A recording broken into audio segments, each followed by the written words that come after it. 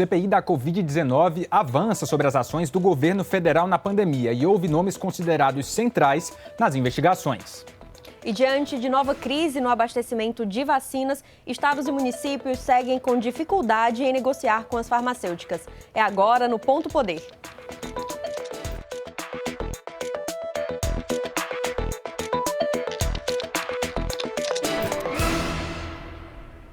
Olá, muito boa noite, sejam bem-vindos. O Ponto Poder está no ar e a gente começa o programa de hoje indo direto para Brasília para falar da terceira semana de depoimentos na CPI da Covid-19. É uma semana muito aguardada porque deve ouvir nomes centrais para as investigações, entre eles o ex-ministro da Saúde, Eduardo Pazuello, e hoje os trabalhos já começaram ouvindo o ex-ministro das Relações Exteriores, Ernesto Araújo. A repórter Flávia Rabelo tem mais informações. Depois de Ernesto Araújo, que foi ouvido nesta terça-feira pelos senadores, agora a expectativa maior é para o depoimento de amanhã, quarta-feira. Quem vai falar é o ex-ministro da Saúde, general da Ativa, Pazuello. O militar foi o que ficou mais tempo frente ao ministério e que viveu o colapso do sistema de saúde de Manaus, a origem do pedido de CPI no Congresso. Pazuello já conseguiu no Supremo Tribunal Federal um habeas corpus, o que garante que ele pode ficar calado se considerar que a resposta pode comprometê-lo no futuro. E na quinta-feira, quem deve ser ouvida é a secretária do Trabalho e da Educação, a médica cearense Mayra Pinheiro. Mayra até hoje trabalha no Ministério da Saúde, mas foi de confiança do ex-ministro Pazuello. A convocação da médica do Ceará está relacionada à defesa que ela faz do uso da cloroquina no tratamento da Covid. O medicamento não tem comprovação científica contra a doença. 2 senadores do Ceará integram a comissão parlamentar. Eduardo Girão, do Podemos, que está na linha de defesa do governo, e Tasso Gereissati, da ala denominada Independente. E essa semana da CPI da Covid no Senado está só começando. Há uma expectativa aí, claro, de nomes como o próprio Eduardo Pazuello, que é o ministro que passou mais tempo no governo, e espera-se que ele preste esclarecimentos sobre as ações do governo federal. E para analisar esse assunto, a expectativa dessa semana, a gente convida o repórter Wagner Mendes, diretamente da redação aqui do SVM. Boa noite, Wagner. Boa noite, Jéssica. Boa noite a todos. Wagner, essa semana ela deve potencializar desgastes para o governo federal, dado o peso das figuras que estão convocadas para essa semana e dos assuntos dos quais elas devem tratar. E quais assuntos têm mais potencial justamente de gerar esses desgastes? Jéssica, essa semana ela é entendida pelo governo como uma semana crucial para esse momento, porque toda a CPI ela gera desgastes ao governo e, nesse momento, essa é uma semana crucial, porque além do ex-chanceler Ernesto Araújo, nós vamos ter o ex-ministro da Saúde, Eduardo Pazuello, e também a secretária de Gestão e Trabalho do Ministério da Saúde, a cearense Mayra Pinheiro. A gente viu aí que o ex-chanceler, ele comentou, ele admitiu que o Ministério das Relações Exteriores reuniu esforços econômicos e políticos internacionalmente na tentativa de garantir insumos para a medicação hidroxicloroquina, que é aquela que o governo defende como medicamento para tratamento precoce em relação à Covid. Medicamento esse que não foi confirmado pela medicina que se teria eficiência ou não em relação ao tratamento da Covid. E o ex-ministro também declarou durante o depoimento nesta terça-feira na Comissão Parlamentar de Inquérito do Senado Federal que essa movimentação do Ministério foi em consonância com o Ministério da Saúde e com a autorização do presidente da República, Jair Bolsonaro. O ex-ministro, ele também foi alvo de muitas críticas dos senadores em relação à postura que ele adotou enquanto chanceler brasileiro em relação aos países internacionalmente. Uma postura um pouco mais agressiva do que o comum. E o ex-ministro foi culpado, inclusive, durante a sessão, por ser um dos responsáveis pela dificuldade do país de negociar vacinas nesse momento, principalmente com a China e com outros países. Jéssica, William, telespectadores, a gente tem que observar que essa semana é uma semana crucial para o governo, inclusive porque o governo já começa a trabalhar uma reação, que aconteceu nessa semana, alguns habeas corpus foram impetrados no Supremo Tribunal Federal na tentativa de alguns depoimentos, de alguns depoentes terem o direito de ficar calado em alguma questão. No depoimento de amanhã, Eduardo Pazuello conseguiu essa autorização no Supremo Tribunal Federal e ele vai poder omitir algumas informações desde que não tenha relação com o presidente Jair Bolsonaro. Então, é um momento muito tenso. Os senadores ali durante a comissão, eles estão pegando no pé justamente dos depoentes em relação à cloroquina e em relação às negociações por doses de vacina. Então, os principais assuntos, Jéssica, que estão fragilizando aí o governo, expondo o governo durante essa CPI, são esses dois pontos. O estímulo ao uso da cloroquina e também a aquisição das vacinas. Wagner, eu queria que a gente falasse agora sobre o depoimento também muito aguardado da cearense Mayra Pinheiro, médica que faz parte da equipe do Ministério da Saúde e é a primeira cearense a depor de fato na CPI. Há outros requerimentos já apresentados para que outras figuras políticas ou gestores aqui do estado também sejam ouvidos pelos senadores. Esses requerimentos ainda não foram aprovados, mas ela é efetivamente a primeira pessoa, a primeira cearense que vai trazer, então, a CPI também para o Ceará. Né? O que a gente pode esperar, então, levando em conta a figura política que é a Mayra Pinheiro, para esse depoimento? É isso mesmo, William. A Mayra, ela ficou conhecida dentro do Ministério da Saúde como uma das figuras que mais defendiam o uso da cloroquina como tratamento precoce ou tratamento alternativo à Covid. Inclusive, a secretária fez uma viagem a Manaus durante o colapso de saúde lá para tentar orientar o Estado a usar esse tipo de medicamento como forma de tratamento. Então, é o seguinte, a cearense ela vai ser ouvida justamente por conta dessa questão da cloroquina. Na semana passada, só resgatando um fato rapidamente, o ex-ministro das Comunicações da Presidência da República, Fábio Weingarten, chegou a quase receber voz de prisão durante a CPI. E isso gerou um mal-estar no governo e isso acabou acarretando com que a própria defesa da Mayra Pinheiro entrasse no STF, tentando também se proteger, para ter advogados ali ao lado da cearense para responder algum tipo de pergunta e também evitar que ela seja coagida durante esse depoimento. Então, é uma semana muito importante para o governo. A cearense ela ganhou um certo protagonismo no governo do presidente Jair Bolsonaro, ali na condução da gestão da saúde. E é o Ceará, de fato, que já tem dois senadores muito atuantes na comissão, que é o senador Eduardo Girão e o senador Tasso Gereissati, agora vai ter também uma depoente já por dentro do governo federal para trazer detalhes em relação ao uso da cloroquina. William. Wagner, muito obrigado pelas informações, por trazer, então, esses olhares mais aprofundados para tudo que está acontecendo e a gente, claro, continua acompanhando, inclusive lá no pontopoder.com.br. Agora, mudando de assunto, a gente vai falar de vacinação. Olha, gente, mais quase 2 meses depois da aprovação de uma lei federal que permite que estados e municípios possam comprar vacinas contra a Covid-19, governadores e prefeitos ainda têm enfrentado uma grande dificuldade para conseguir colocar isso em prática. Algumas iniciativas, inclusive, partiram aqui do Ceará, mas até agora nenhuma delas vingou. A decisão da Anvisa de não autorizar a importação e o uso emergencial da vacina russa Sputnik V representou 5,8 milhões de doses a menos para o Plano Nacional de Imunização, o PNI, compradas apenas pelo Ceará. Na semana passada, o presidente da Anvisa, Antônio Barra Torres, reforçou na CPI da Covid que o Instituto Russo Gamaleya não apresentou informações que atestassem a segurança do imunizante.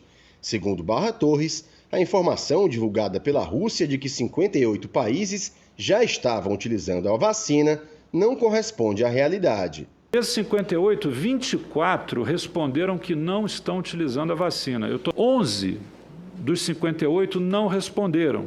Eu tenho aqui toda a lista dos 11. E daqueles que efetivamente estão em uso da vacina, as respostas que obtivemos foi de que houve uma contratação de X doses e a recepção até aquele momento ainda era inicial. Fato é que desde a aprovação da lei federal que autoriza estados e municípios a adquirir vacinas para o PNI, em março, o reforço não aconteceu na prática.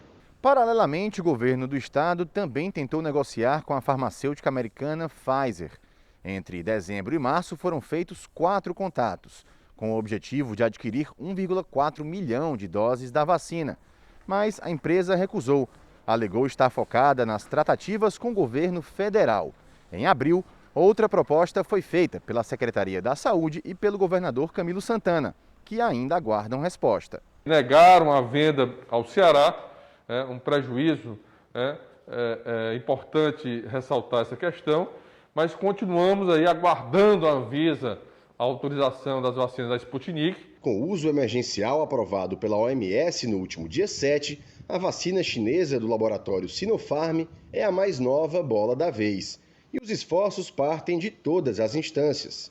141 municípios cearenses integram os 1.820 de todo o Brasil que aprovaram leis para a aquisição de vacinas por meio do consórcio Conectar, da Frente Nacional de Prefeitos. Estamos em negociação com a Sinopharm, o laboratório chinês, uma vacina já aprovada pelo OMS, que em breve deve ter deliberação da Anvisa, e estamos trabalhando para a regulamentação da Lei 14.124, com um grupo formado em conjunto com o Ministério da Saúde, que vai regulamentar a legislação que permitiu que estados e municípios pudessem adquirir de maneira direta a vacina. Bom, e toda essa questão ela tem gerado alguns questionamentos para saber se toda essa dificuldade, todo esse entrave, ele tem razões técnicas do contexto ou também razões políticas. Técnicas por quê? Porque as farmacêuticas do mundo todo têm enfrentado, uma corrida mundial por vacinas. Então existe uma demanda que realmente é muito elevada e as farmacêuticas têm dito, como a gente viu aí na reportagem, que o momento é de negociação só com os governos nacionais. Com isso, então, estados e municípios ficam em desvantagem para conseguir negociar nesse mercado internacional. Mas há também um componente político, Jéssica, que é o que foi apontado, por exemplo, pelo governador Camilo Santana, pelo governo do estado em relação à vacina da Pfizer, que tenta negociar o Ceará com a farmacêutica norte-americana e coloca que há, inclusive, um atraso que também tem, então, contribuição do entrave das negociações federais com o governo federal, que já vem se arrastando há um tempo. Isso ficou bem claro na semana passada, diante dos depoimentos na CPI da Covid, que deixaram claro que o governo atrasou essa negociação, que não respondeu às primeiras demandas da farmacêutica da Pfizer. Teve um atraso aí de meses nessa resposta do governo federal. E o governador Camilo Santana foi um dos que veio a público dizer que o governo do Ceará tentou comprar a vacina, mas recebeu a notícia de que essa negociação estava sendo feita pelo governo federal. E assim, a gente está ainda no meio dessa crise da vacinação, ela muito lenta. Houve o atraso agora recente na segunda dose da Coronavac. Fortaleza, inclusive, teve um mutirão no domingo, inclusive figuras políticas se vacinaram no domingo. Prefeito José Sarto, o ex-ministro Ciro Gomes, deputado federal Leônidas Cristino, todos também nessa vacinação, como muitas outras pessoas atingidas por esse atraso. Exatamente. Um clima também de incerteza, de apreensão entre governadores e prefeitos por conta da falta do farmacêutico, do componente farmacêutico, do insumo para a produção de novas doses da Coronavac pelo Instituto Butantan, lá em São Paulo. A sinalização que foi dada ontem pelo governador João Dória de São Paulo é que lá para mais perto do fim do mês deve chegar mais insumo para que essa produção ela possa voltar a acontecer aqui no Brasil. É isso mesmo. E em meio a toda essa polêmica sobre a quem cabe que função no Plano Nacional de Imunização, a gente acionou, claro, a turma do Descomplicando para explicar melhor o que cabe ao presidente da República, aos governadores e aos prefeitos. E, claro, é importante para você, cidadão, ficar atento e saber a quem cobrar que função. Vamos conferir. Se você ainda não se vacinou, deve estar ansioso para receber as doses da vacina contra a Covid-19, não é? Pois é, essa espera tem feito muitos políticos lutarem pela paternidade da vacina. Mas cada esfera do poder público tem uma responsabilidade diferente na vacinação. É o que eu te explico agora no Descomplicando.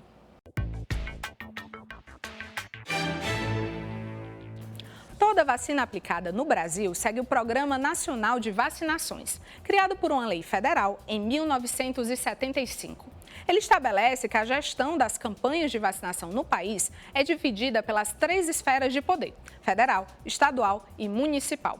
Essa divisão de responsabilidades foi reforçada pelo Plano Nacional de Operacionalização da Vacina contra a Covid-19, lançado em dezembro do ano passado pelo Ministério da Saúde. Funciona assim.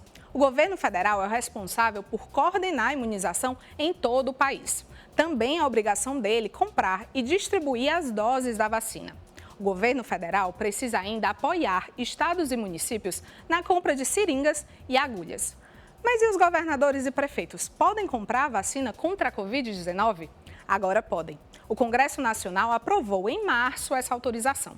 Isso não era comum em campanhas de vacinação anteriores. Dessa vez aconteceu depois de críticas à demora na compra de vacinas por parte do governo federal. Mas se a responsabilidade da compra das doses não é de estados e municípios, então qual é? Os governos estaduais são responsáveis por adquirir as seringas e agulhas necessárias para aplicar as doses. Também são eles que organizam o armazenamento e a distribuição das vacinas, seringas e agulhas para todos os municípios de cada estado. Já as prefeituras são encarregadas de aplicar as doses de vacina. Elas armazenam os imunizantes e distribuem para as unidades de saúde onde as doses vão ser aplicadas. É assim que a vacina chega na ponta e cumpre o seu papel. Também cabe aos municípios o descarte e a destinação final de frascos, seringas e agulhas já utilizadas. O Brasil é um dos países mais experientes em vacinação no mundo. Graças ao Sistema Único de Saúde, o SUS, nós também temos uma das maiores coberturas para que a imunização aconteça. O mais importante agora é que presidente, governadores e prefeitos trabalhem juntos para garantir a vacinação da população. Até o próximo Descomplicando. É isso, é disso que a gente precisa, cooperação em todas as esferas do poder público para que a vacina chegue mais rápido a todo mundo, não é isso? Bom, o Ponto Poder faz agora uma pausa rápida, daqui a pouco a gente fala do projeto que quer criar um piso nacional para os enfermeiros. Não sai daí.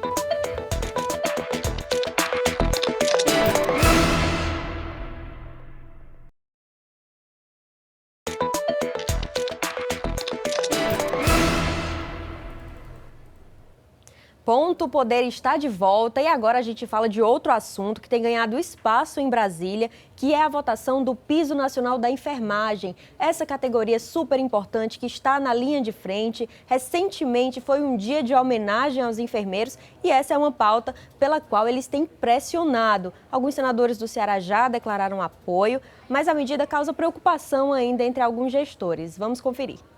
Na linha de frente no combate à Covid-19, os profissionais de enfermagem aguardam uma importante decisão em Brasília: a aprovação de um projeto de lei que deve fixar o piso salarial da categoria em todo o Brasil. A proposta, que pode ser votada em breve no Senado, até tem apoio de gestores públicos no Ceará, mas preocupa por conta do impacto financeiro na folha de pagamento das prefeituras, por exemplo. Um dos entraves é saber de onde sairá a verba para bancar o aumento. O piso salarial dos enfermeiros, eu sou a favor da implantação, sim. Acredito que é um direito da classe e que deve ser respeitado. Os municípios passam por dificuldades financeiras, mas o governo federal também tem que reconhecer esse direito e atualizar os valores repassados para a saúde. Quero dizer que o município de Iguatu apoia e eu torço para que os nossos colegas prefeitos, os nossos amigos deputados federais possam realmente aprovar esse projeto importantíssimo para essa categoria que vem ao longo do tempo fazendo um excelente trabalho em todo o nosso Brasil. A matéria apresentada no ano passado estabelece um piso salarial de R$ 7.315 para enfermeiros. Já para técnicos de enfermagem, passaria dos R$ 5.000 e seria de R$ 3.600 para auxiliares e parteiras. A atuação na linha de frente no combate à Covid-19 fez com que representantes da categoria tenham ainda mais pressa para a fixação dos trabalhos. Essa é uma demanda de pelo menos 20 anos e que agora ganha mais mobilização no Congresso Nacional. A pandemia nos trouxe sofrimento, dor e mortes, mas mesmo assim nós seguimos firmes na luta para salvar vidas. Aprovar um piso salarial nacional com jornada de trabalho em 30 horas é o reconhecimento que nós desejamos da sociedade e do parlamento brasileiro. E alguns senadores do Ceará já declararam apoio. No último dia 12 de maio foi o Dia Internacional dos Enfermeiros e das Enfermeiras. Nessa ocasião, o senador Cid Gomes declarou apoio nas redes sociais, homenageando a categoria, dizendo favorável a essa aprovação do piso. Senador Tasso Gereissati também já se manifestou, teve diálogo recente com alguns representantes da categoria aqui no estado. Exatamente. O próprio senador Tasso ele chegou a se reunir com o Conselho Regional de Enfermagem, que é presidido por uma vereadora, a vereadora enfermeira Ana Paula, aqui de Fortaleza. Ela foi às redes sociais para falar do posicionamento do senador Tasso, agradecer pelo posicionamento e disse, inclusive, que ele se comprometeu a pedir uma tramitação em urgência para que a proposta ela possa ser votada com celeridade pelos senadores. O senador Eduardo Girão, do Podemos, que completa a bancada cearense lá no Senado, ainda não se manifestou publicamente, mas assim que se manifestar, a gente, claro, vai trazer para você aqui no Ponto Poder na TV e também lá no Ponto Poder na internet. E assim, a gente sabe da preocupação das prefeituras por causa das contas. A pandemia agravou muito a situação para manter a folha de pagamento, para manter em dia todo o funcionamento, mas claro, a categoria tem a sua demanda justa, luta por ela e a gente espera, claro, que haja um acordo, que o processo tramite de forma legal e que eles alcancem aí, né, um bom resultado. É isso. Agora eu tenho uma pergunta para você. O ano de 2031 parece muito distante?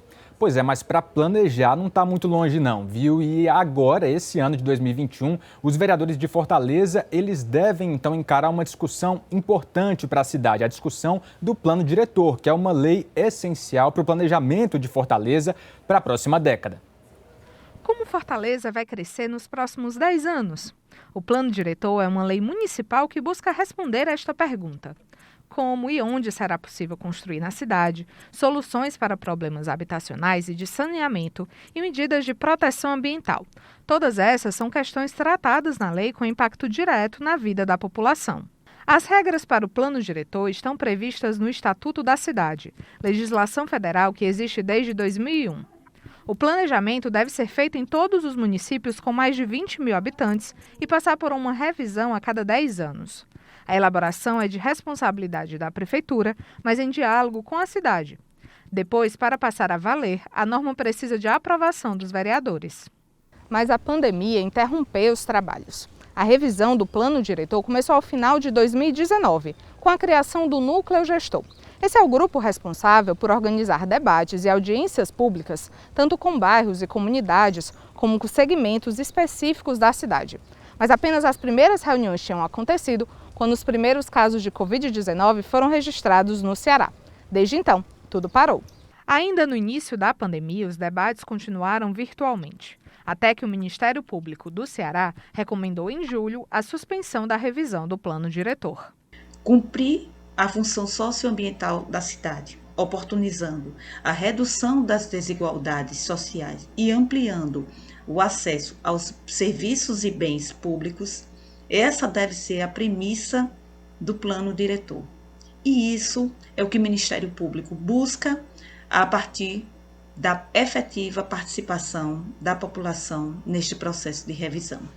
O plano diretor em vigência foi aprovado pelos vereadores em 2009. A revisão, portanto, está com 2 anos de atraso.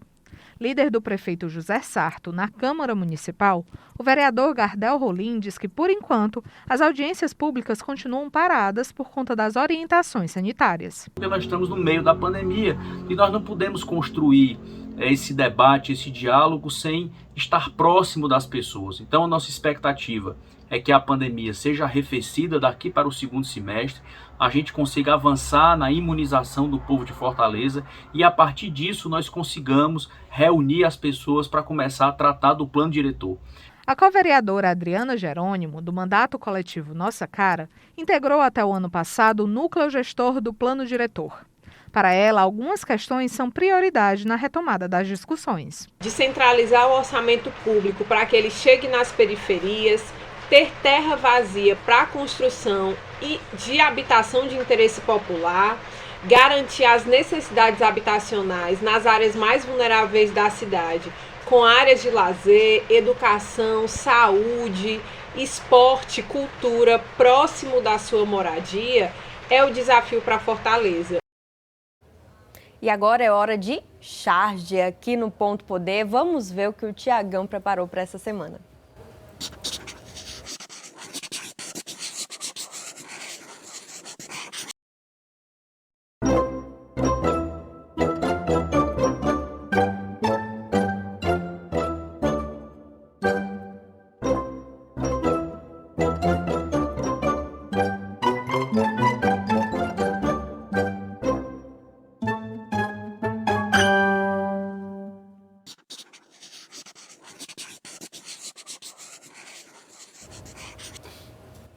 é com esse recado do Tiagão que a gente, claro, convida você para ficar atento, de olho no pontopoder.com.br, porque a CPI ainda vai dar muito o que falar e é importante que a gente continue acompanhando os desdobramentos lá das investigações no Senado, que tem repercussões diretas também aqui no Ceará.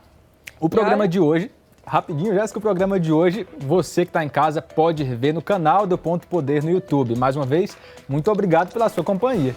E a gente segue acompanhando todos os assuntos, você não perde nada lá no pontopoder.com.br. Muito obrigada pela companhia e até a próxima semana.